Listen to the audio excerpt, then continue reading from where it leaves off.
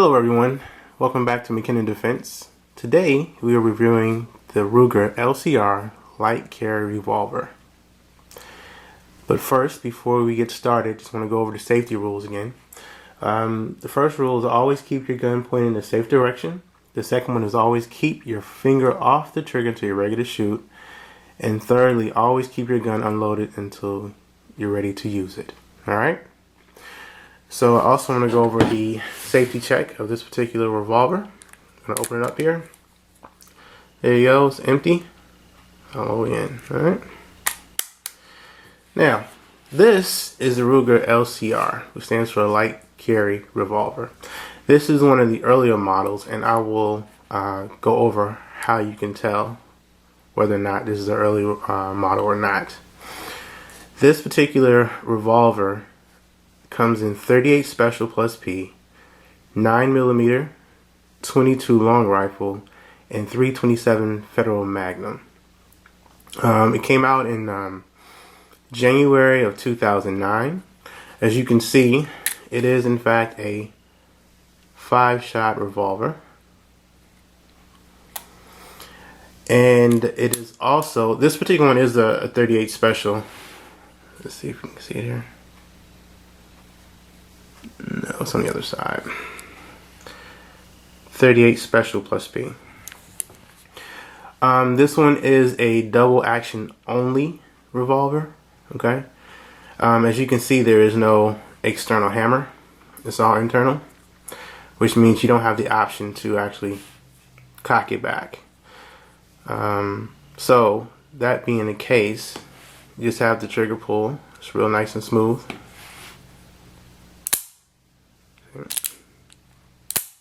Real smooth, right? Like I said, this is a double action as compared to this Smith & Wesson 686. I'll go ahead and safety check it for you. Nothing in there. So, single action would mean that you'll be able to cock back the hammer and just pull the trigger. Double action meaning that the hammer has to come back and then fall forward. There's two actions, back and forward. So that's not what the LCR is. This is just a double action. Now they do have a model called the LCR X that does have the external shrouded hammer, which means it's just a small piece of the hammer that sticks out. You can just barely pull that hammer back. Okay, this particular revolver weighs 13.5 ounces.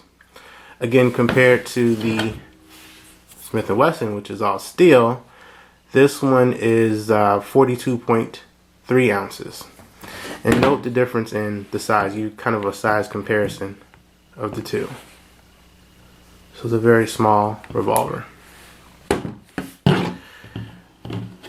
So the features on this particular revolver is the stainless steel cylinder. The newer models, like I was telling you before, the newer models actually has a stainless steel barrel as well. The earlier ones of 2009 has the black barrel. Alright. It also comes with Hogue grips. Very comfortable grips. I say medium-sized hands. And even though my pinky is still hanging off,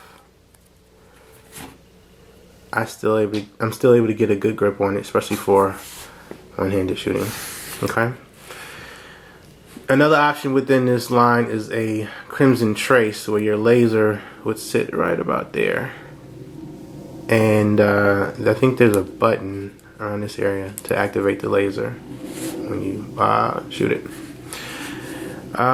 Also, the sights are pinned. So you can actually replace these with like high-vis sights if you need them. Okay, so let's talk about the pros and cons. Okay, so this revolver, the pro side, is very light. Very light. I mean, if I'm just going to the gas station, just running a quick errand, it's very light and just throw it in your pants pocket.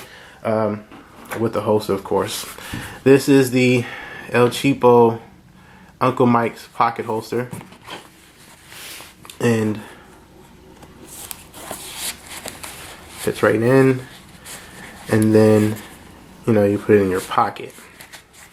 Because there's no hammer to get caught, it slides in and out very easy. That's another pro about not having a hammer, and that's why I chose this one, because it didn't have a hammer to catch on your clothes in case of pocket carry.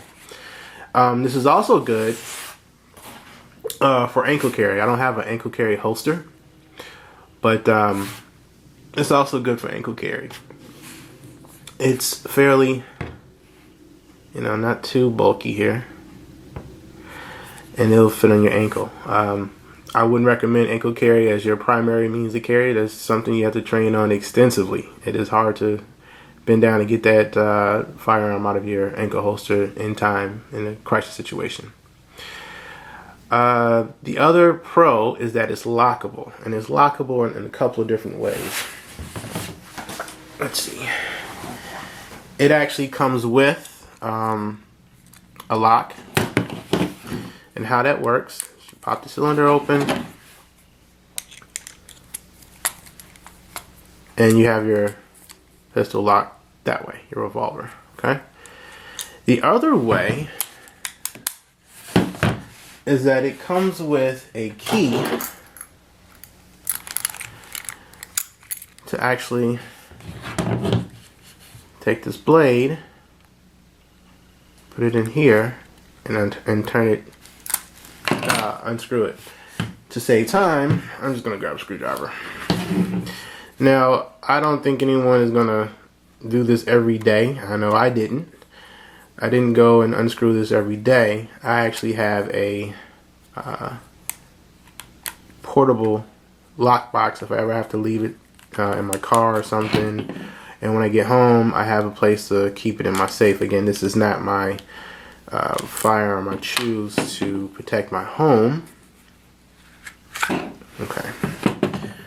And so there you have your locking mechanism. Let's see if I can do this on camera. Get in there. Okay. So now it's locked. Okay. So that's another pro for me, especially, when you have kids, or that you're not going to use that particular firearm anytime soon. You might as well just lock it up. All right. Another pro is dealing with the trigger pull. Now, this is a very smooth trigger pull. However, it is a heavy trigger pull. And in something like a pocket revolver, you don't want to have a light trigger pull, because then it can catch on anything, and you have negligent discharge. So the trigger pull is about 10 pounds on this one. So now we have all the niceties out the way. Let's talk about the cons. As an everyday carry, 5 shots, it just doesn't work for me. It just doesn't. I know people say, shot placement is key, and I agree with it. But I mean, what if it's more than 1 or 2, or if it's more than 5? Compared to my everyday carry, which is the Glock 19, I have 15 plus 1. So that's a big change for me. The other con is the rear sights. Very, very minimal. I don't know if we can get this in camera. Very minimal. I would also like to see them actually paint the sights. I guess that's something I can do for myself, or actually change them. Excuse me. So that's the only bad part I actually see about this particular pistol. It's the capacity and the sights. Other than that, I mean, it's extremely accurate. And we'll go into the shooting test now at this point. I was able to get very good groups at 10 yards and decent groups at 15 yards. The grips are very tactful, you know. I don't feel like my hand would slip off this grip at all. You see some revolvers actually have like the wood grips, you know, if your hand gets sweaty or, Lord forbid, bloody, you won't be able to hold onto your pistol. Let's see what else. Actual uses for this pistol, I would use it as a backup. I would. You know, with my Glock 19, it's very reliable. It should never, you know, lock up. And if we do the tack rack drill and, you know, it's still not able to get it to work, which is going to be very unlikely, but I mean, there's nothing wrong with the backup. So, I mean, yeah, you can, you know, keep your primary carry in your hip and your backup in your pocket, or, I mean, on your ankle, and you can use it as a backup. The other thing you probably can use it for as, you know, quick trip, or maybe, you know, you just going to the gas station or a quick run to McDonald's. You know, you're not planning on to be out for a long time, you know. You're still taking a chance at that capacity, but I gotta admit, it's very, very convenient just to throw this in your pocket and go. So that's how I feel about this pistol. I mean, I believe this pistol right now is running $399, so they're not very expensive. And like I said, this is the older model, so this one I think I paid $370 here in Georgia. Yeah. So that's it for this review. Please like us on Facebook, and keep your eyes peeled for review of the Smith & Wesson 686. Some people call it the best handgun made. I'll let you know my opinion on that. Alright? So, hope to see you again. Bye.